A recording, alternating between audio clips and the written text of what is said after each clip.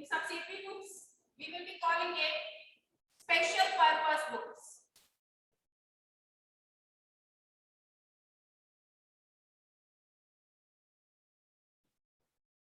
These are to be maintained, these are to be prepared for some special purpose. And in our syllabus, we have 4 subsidiary books. Let me name them. One is sales book. Another is purchase book. Or he may be calling it purchases book. Then we have sales return book. और sales return का दूसरा नाम रहता है return inward. So sometimes we will be calling it return inward book.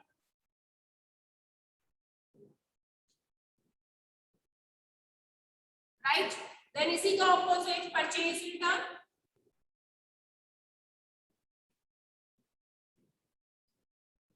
Or we will be calling it return outward.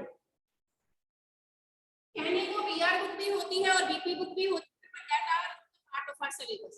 Overall 6 books होती हैं, लेकिन हमारे syllabus में 6 return outward. Now the question arises, why do we prepare? क्योंकि मैंने बोला इन books को हम special purpose book भी कहते हैं. So these are to be maintained for keeping a certain purpose into our mind. Sales book is prepared to record credit sales. जो cash cell है वो तो कैश बुक में आ गई होंगी. जब कैश बुक बनाई थी तो क्रेडिट सेल्स को हम लोगों ने क्या किया था, इग्नोर किया था. So now the time has come to record it. So sales book is to be prepared to record credit sales. जितनी भी क्रेडिट सेल्स होंगी वो सारी, क्योंकि ह्यूमन साइकोलॉजी है कि ह्यूमन मेमोरी शॉर्ट रहती है. बहुत सारी चीजें हम अपने दिमाग में स्टोर तो कर लेते हैं लेकिन अल्टीमेटली भूल जाते हैं. So सेल्स बुक में हम लोग अपने उन सारे डेटर्स के नाम लिखेंगे जिनको हम लोगों ने उधार पे सामान बेचा है. Right? So sales book is to be prepared to record the credit sales. आप अपने आप अगले का मीनिंग बनाओ. Purchase book is being prepared for what? Yes, for recording credit purchases. यहाँ पे हम सारे अपने क्रेडिटर्स के नाम लिखेंगे जिनसे हम लोगों ने उधार पे सामान खरीदा है. अगर हमारे कुछ कस्टमर्स हमें सामान वापस भेज देते हैं तो उसे हम लोग क्या बोलते हैं, सेल्स रिटर्न. कल भी मेरे से एक बच्चा पूछ रहा था, जो बंदा मेरे को सामान वापस भेजेगा that is my customer and when he will be sending back the goods to me he will be preparing debit note. वो डेबिट नोट बनाएगा. ठीक है, इट मींस कि purchaser prepares the debit note. फिर भी कंफ्यूजन थी, मेरे रहे थे कि मैम आपने की में गलत बोला है. Debit note is always being prepared by the purchaser. And which note we will prepare? We are the seller. हम कौन सा नोट बनाएंगे? हम क्रेडिट नोट बनाएंगे. ठीक. So this is to be prepared to record the sales return. Whatever goods are returning back by our customers to us, that is to be recorded in this book. क्योंकि उतने से हम लोगों ने bill भी तो उसका माइनस कर देना. अगर एक बंदे ने मेरे से 10,000 का सामान खरीदा है और 2500 का वापस भेज दिया है तो I will be adjusting his bill ना. ठीक है, तो 2500 से हम उसका बिल क्या कर देंगे, माइनस कर देंगे. and we will ask him, अब तूने मेरे को सिर्फ 7500 पे करना. Getting it? What is the meaning of purchase return? This is to be prepared to record those goods which we are sending back to our supplier. जो सामान हम अपने सप्लायर को वापस भेज रहे हैं उसे रिकॉर्ड करने के लिए जो बुक हम बनाते हैं उसे हम परचेज रिटर्न बुक में रिकॉर्ड करते हैं. पूरा चैप्टर फॉर्मेट्स के ऊपर बेस्ड है, अदरवाइज सारी प्लस माइनस का खेल है. ठीक है, so I will be starting with sales book. Theory बाद में डिस्कस करेंगे भाई, प्रैक्टिकल पहले स्टार्ट करते हैं. So I am going to prepare sales book first to record the credit sale. और सेल भी किस चीज की? Of goods in which you are dealing. For example आपका इलेक्ट्रॉनिक गुड्स का बिजनेस है, तो you will be selling bulbs, tubes, fans, ceiling fans, table fans etcetera etcetera. ठीक है, अगर वो कहीं लिखे old furniture is being sold, so that is the sale of your asset. Asset की सेल सेल्स बुक में नहीं आएगी. सेल्स बुक में सिर्फ सेल ऑफ गुड्स आएगी, और वो भी कौन सा? On credit basis. So that you need to differentiate. और कई बार वो बोलेगा 5 fans sold on cash and check receipt, वो भी सेल्स बुक में नहीं आएगा क्योंकि वो तो कैश बुक में चला जाएगा. So sometimes few items he will be giving you in the question and that is to confuse you. You just have to scrutinize only the credit items relating to the sale of goods. ठीक है, जिस चीज में आप deal कर रहे हैं वो अगर सामान आप उधार पे बेचते हैं तो only that transactions are to be recorded in what sales book? So here I go with sales book. यहाँ पे प्रोप्राइटर का नाम, for example it is Akshat and sons, ठीक है. अगर बुक्स का शॉप है तो नेशनल बुक शॉप, राइट, वो आपने ऊपर नाम लिख देना है.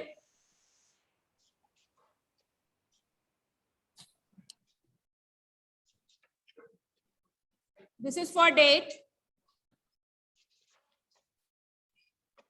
This is for particulars. Book में से देख ही लेते हैं कहीं मैं कॉलम इधर उधर ना कर दूं. फिर डिटेल है और फिर अमाउंट है शायद, या पर्टिकुलर्स को भी डिटेल कहता है कई बार. Let's see.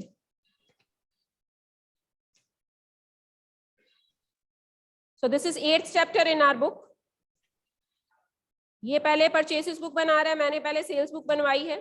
So few pages you need to turn in order to get the statement related to your sales book. Yes, particulars ही है भाई. सेकंड ठीक बना रही थी मैं कॉलम. डेट है, पर्टिकुलर्स है, और उसके बाद आपने जो बिल बना के भेजना है, और क्योंकि उधार पे है और बिल बाहर जा रहा है, आपको सिखाया हुआ है उधार पे जो बिल बनता है वो इनवॉइस होता है. और invoices of 2 types, one is inward invoice and other is outward invoice. और यहाँ पे बिल बना के आप अपने कस्टमर को भेज रहे हो, तो second column, third column sequence wise we will be calling it outward invoice number. अपने बिल का नंबर लिखना है, ठीक है जी, जो बिल बना के आपने अपने कस्टमर को भेजा है. देन छोटा सा कॉलम लेजर फॉलियो का, आमतौर पे ये फिल नहीं होता क्योंकि आपने इसका लेजर अकाउंट भी बाद में बनाना होता है. आप सेल्स अकाउंट भी बनाओगे, उस सेल्स अकाउंट में कैश सेल्स भी आएंगी, क्रेडिट सेल्स भी आएंगी. क्रेडिट सेल्स का टोटल आप सेल्स बुक में से उठा लोगे और वहां पे ट्रांसफर करोगे, ये उसका पेज नंबर है. फिर अगर आप अपने कस्टमर को कोई डिस्काउंट दे रहे हो, टीडी दे रहे हो, सीडी तो होगा ही नहीं, because cash discount is only to be allowed when the things are being bought or sold on cash basis. TD हो सकता है यहाँ पे, तो TD माइनस करना है, GST ऐड करना है, वो सारा प्लस और माइनस डिटेल में होगा, ठीक है. And in the last column you will be writing amount. जो भी प्लस माइनस करके अमाउंट आएगी वो लिखना है. ऊपर लिख दो इनरा, मीन्स मेरा इंडियन करेंसी में सारा हिसाब किताब होगा. All the columns name are is clear, सारे नेम क्लियर हैं. So directly we will be picking a question and we will be solving it. Let's start with 7th illustration. देखिए, on page number 8.23, कुछ pages हमने इसलिए छोड़े हैं क्योंकि उसने पहले परचेसेस बुक डिस्कस किया, मैंने पहले सेल्स बुक डिस्कस किया. 7th illustration on page number 8.23. Format is in front of you. पहली लाइन पढ़िए. From the following transactions, prepare sales book of Modern Furnishing House, जनवरी 18 की. तो सेल्स बुक लिख दिया. अब हमारे शॉपकीपर का नाम क्या है? मॉडर्न, उसका नाम लिखिए. सेल्स बुक हम किसकी बना रहे हैं? Modern furnishing house. Furnishing house क्या बेचते हैं भाई? फर्निशिंग हाउस फर्नीचर बेचते हैं कि कपड़ा वगैरह बेचते हैं? Furniture based goods, unlike Meera. Yes, mute yourself. Whosoever is speaking, Himanshu.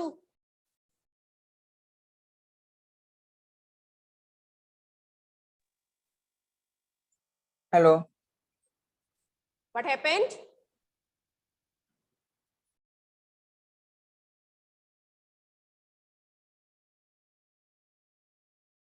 अगर आज मैं भूल गई हूं आपको म्यूट करना, so it is your moral duty to mute yourself, not to disturb the whole class.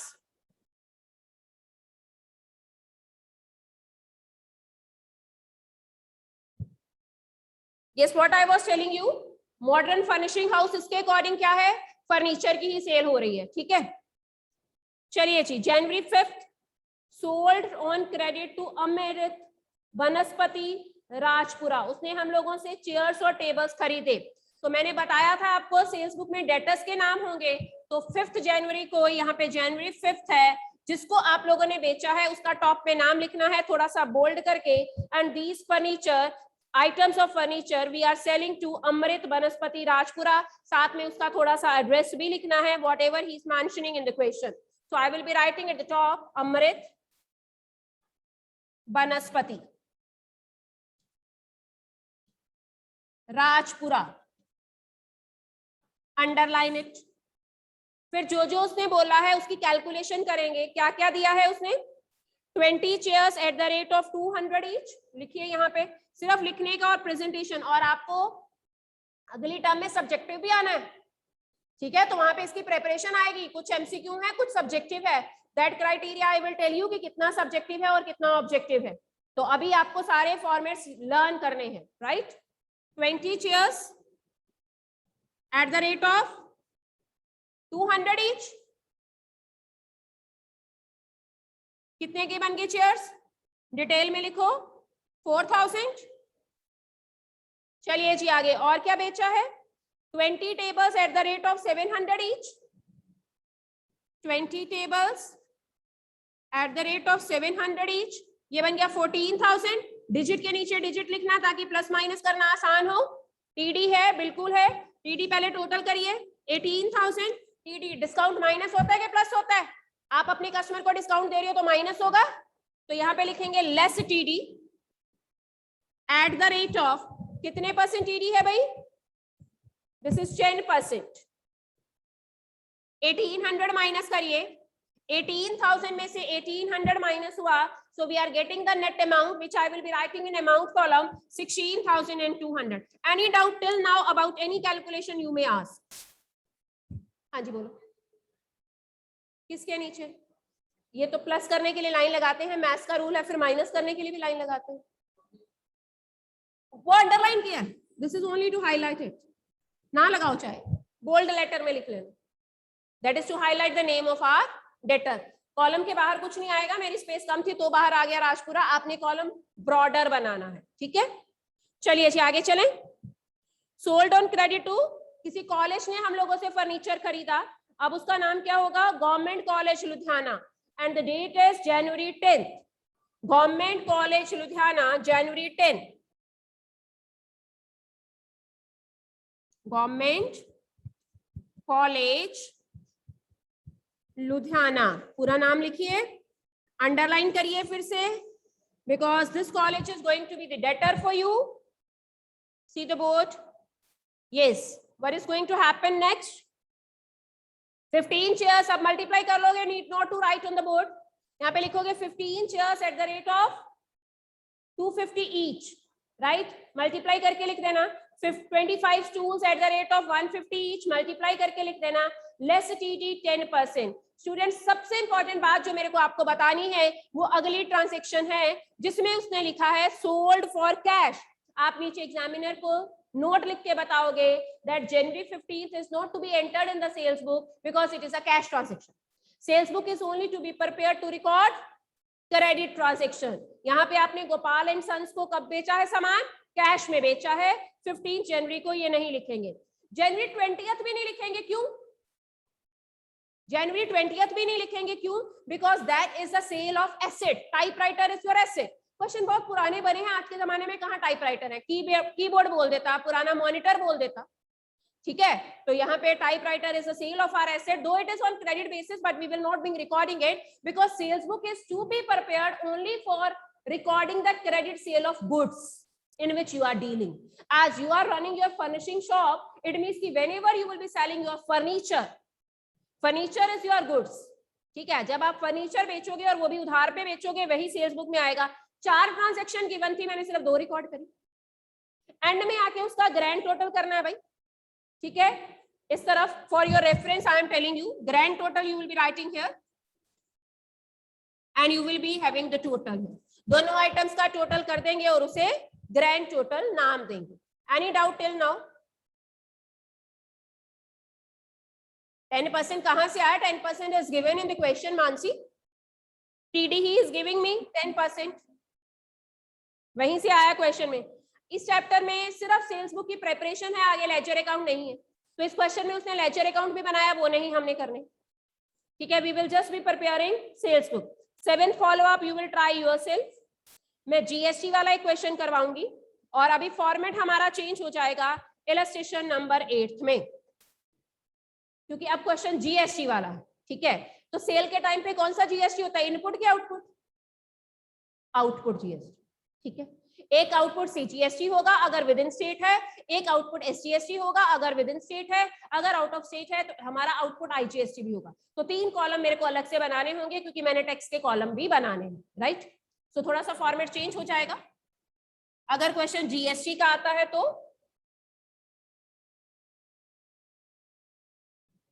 हम 8th इलस्ट्रेशन सॉल्व करेंगे, उसके रिलेटेड ही कॉलम बनाएंगे। सेल्स बुक किसकी है भाई? गणेश ब्रदर्स यूपी। ऊपर लिखो top heading sales book, sales book Ganesh brothers UP.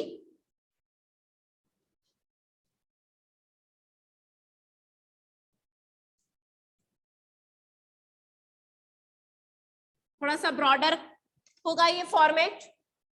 सो पहला column as it is date, second column as it is of particulars, third column is of ledger folio, very narrow column which always remains vacant.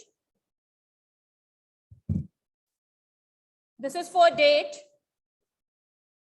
this is for particulars,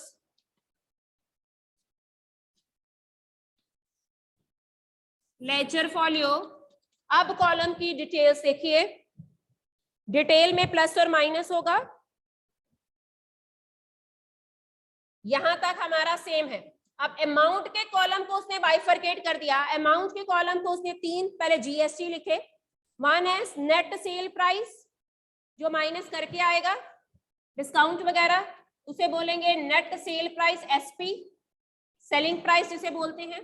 फिर you know when we sell the goods and sometimes our customer से कि freight आप पे कर देना, तो वो भी बिल में ऐड होता है। तो क्योंकि इस क्वेश्चन में फ्रेट है तो उसने फ्रेट का अलग से कॉलम बनाया है।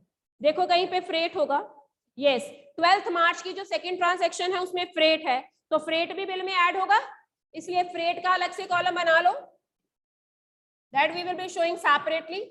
और सारा सामान विद इन स्टेट है, yes Jammu out of the state है भाई, because he is of UP और जम्मू सामान बेच रहा है ना, तो जम्मू दूसरी स्टेट है। यहां से मेरे को पता चल गया आउटपुट आईजीएसटी भी होगा, बाकी सारे विद इन स्टेट्स है। गोरखपुर यूपी में ही है, मैसूर भी मेरे को लगता है अलग स्टेट है, ठीक है।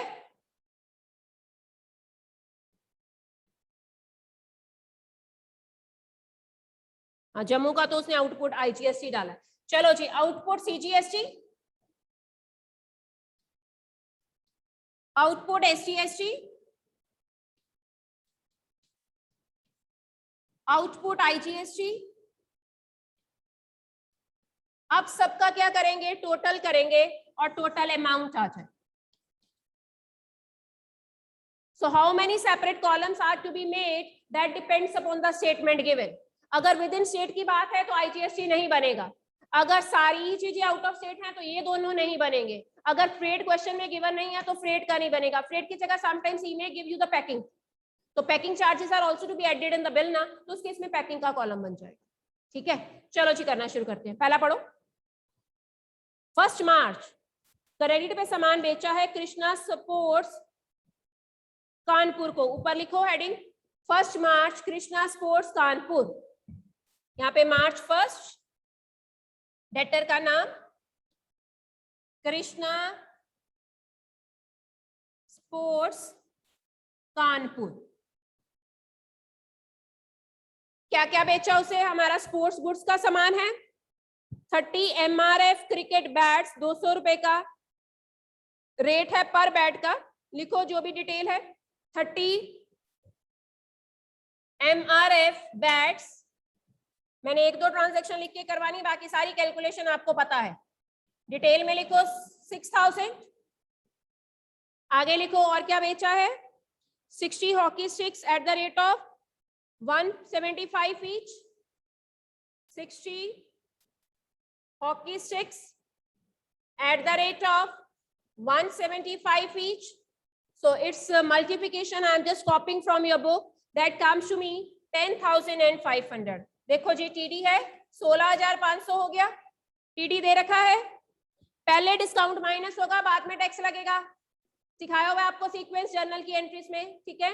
तो टीडी इज 20%, 16,500 का जब 20% निकालते हैं तो 3,300 आता है।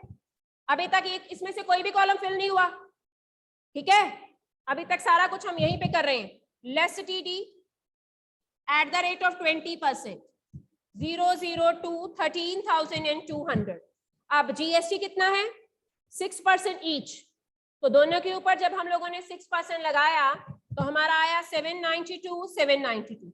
आप इस 792 को इन दोनों कॉलम्स में लिख दो, सिर्फ बताने के लिए कि अलग अलग टैक्स कितना है, क्योंकि इन दोनों के मैंने अलग अलग क्या बना रखे हैं, कॉलम बना रखे हैं। एंड व्हाट ही सेज, इस कॉलम में क्या लिखना है? नेट सेलिंग प्राइस में डिस्काउंट के बाद वाली अमाउंट, और टोटल में क्या लिखेंगे? 13,200 प्लस 792 प्लस 792। और कोई कॉलम फिल ही नहीं हुआ, ठीक है, तीनों को ऐड करके आपका अमाउंट वाला कॉलम फिल होगा 14,784। 14,784। और यहां पे भी सेम ही है, बस इस टोटल के 3 पार्ट्स को उठाया और 3 कॉलम्स में डिवाइड कर दिया। अदरवाइज जैसा हम करते थे अमाउंट वाले कॉलम में वैसा ही किया है डिटेल वाले कॉलम में, सिर्फ उसे बाइफरकेट कर दिया बताने के लिए कि हमारा जीएसटी कितना है। एक सेकंड पॉइंट और करवा देती हूँ। Sold to Rama sports house Jammu, अब आईजीएसटी फिल होगा, तो this I need to erase. ऊपर लिखो Rama sports Jammu,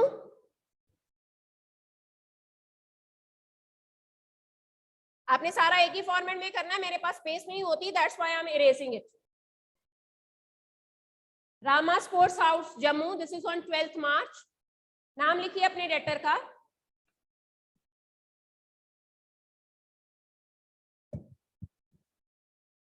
Rama sports house Jammu.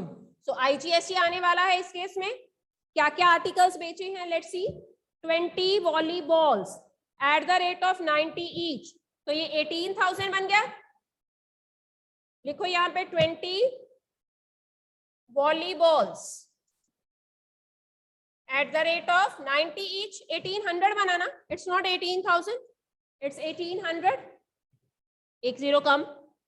30 basketball 120 each, 3600 वो हो गया, बाकी लिखा आप खुद लेना। ये अमाउंट बन गई 5400।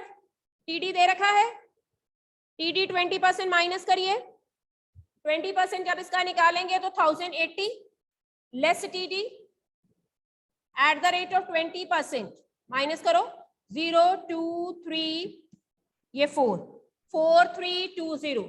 अब आईजीएसटी लगना है क्योंकि दूसरी स्टेट है, लेकिन उससे पहले फ्रेट भी है भाई। फ्रेट टीडी माइनस करने के बाद लगेगा फ्रेट, रास्ते का किराया भी आपने खुद पे किया 280, 006, 4600। अब इसमें आईजीएसटी लगना है कितना, 12%। 4600 का जब 12% करते हैं तो 522 आता है। ऐड यहां पे लिखो, ऐड यहां पे भी लिखो ऐड फ्रेट, और इधर लिखो ऐड आईजीएसटी 12%। 5152। अब इसको बाइफरकेट करो, नेट प्राइस में कितना लिखोगे नव्या, फ्रेट ऐड करके कि फ्रेट के बिना? फ्रेट के बिना, because freight we have to show separately. Net में कितना लिखा 4320, फ्रेट के कॉलम में 280, ये भी छोड़ दिया, ये भी छोड़ दिया, आईजीएसटी में 552, और तीनों को ऐड करके अमाउंट आएगी 515। दिस इज द वे, ठीक है जी, सिर्फ बाइफरकेट करना है। And this format you will be following when in the question he is talking about some additional expenditure and he is talking about GST। अगला पढ़ लेते हैं। 50 टेबल टेनिस बैट्स, 50 को 160 से मल्टीप्लाई किया 8000, ठीक है। उसके बाद 40 carrom boards eight the rate of 250 each, 10,000 आ गया। 10,000 में फ्रेट ऐड किया, 10 और 8 18 बन गया, उसमें फ्रेट ऐड किया 400, क्योंकि ये विद इन द स्टेट है। हमें खुद पता चलता था जब वो सीजीएसटी और एससीएसटी अलग अलग लिखता है मींस विद इन स्टेट है। We need not to know the states and the cities, ठीक है। जब वो सीजीएसटी और एससीएसटी की बात करता है means with in the state है, जब वो खुद आईजीएसटी लिखता है means out of the state है, दैट्स इट, ठीक है। तो कोई भी ट्रांजैक्शन ऐसी नहीं रही इस क्वेश्चन में which we need to skip. each and every transaction we are writing. ठीक, so this is all about your sales book. और कुछ नहीं है sales book में extra.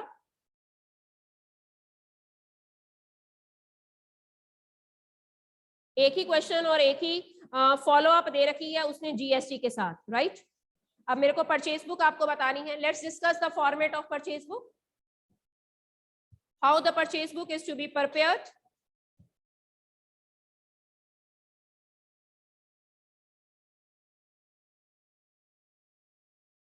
Let's see. Simple format देखिए पहले परचेज बुक का. Date, particulars, ledger folio, detail and amount. अगर जीएसटी के बिना है. अगर जीएसटी के साथ है तो इनपुट सीजीएसटी अलग से हो जाएगा, इनपुट एसजीएसटी अलग से हो जाएगा, इनपुट आईजीएसटी अलग से, और फिर टोटल का कॉलम. ठीक है, चलो देखें purchases book. Why this book is prepared? Why this book is prepared? In order to record the credit purchases.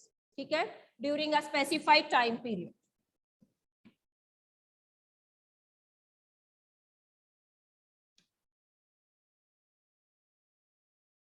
Date,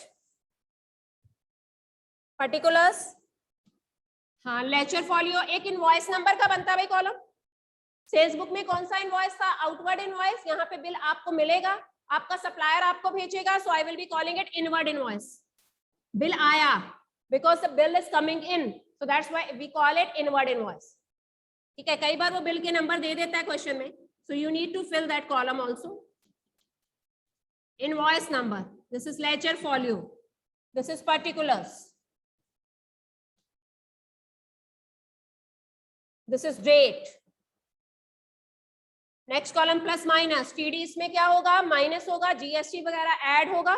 ठीक है, पैकिंग के चार्जेस हैं, फ्रेट के चार्जेस हैं, वो बिल में क्या होंगे? ऐड होंगे. तो सारा प्लस और माइनस डिटेल वाले कॉलम में होगा. And then the net amount after adding और deducting we will be writing it in amount column.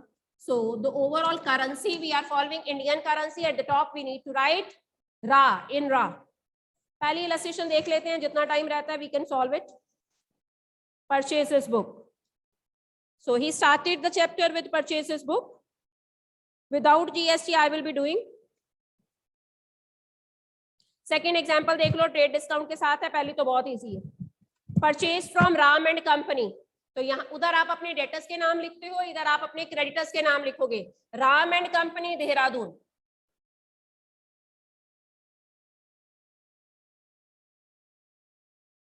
क्या बेचा उसे? राम एंड कंपनी को.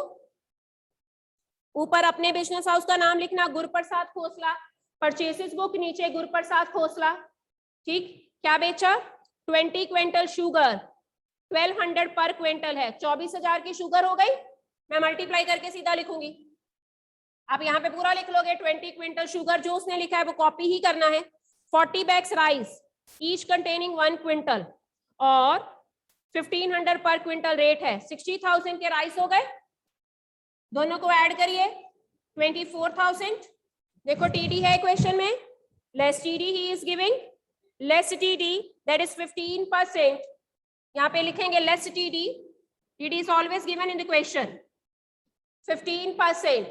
So after calculating the 15% of 84,000, this is 84,000, you get 12,600. जो भी माइनस करके आएगा you will be writing in the amount column. Like that way you will be proceeding. कोई ऐसी ट्रांजैक्शन है which we will leave? 10th जून की transaction आएगी. ऊपर लिखेंगे भारत भूषण एंड सन्स दिल्ली. उसे क्या बेचा है? आपका ओवरऑल ग्रोसरी शॉप है भाई. ठीक है, राशन वगैरह का सामान जा रहा है.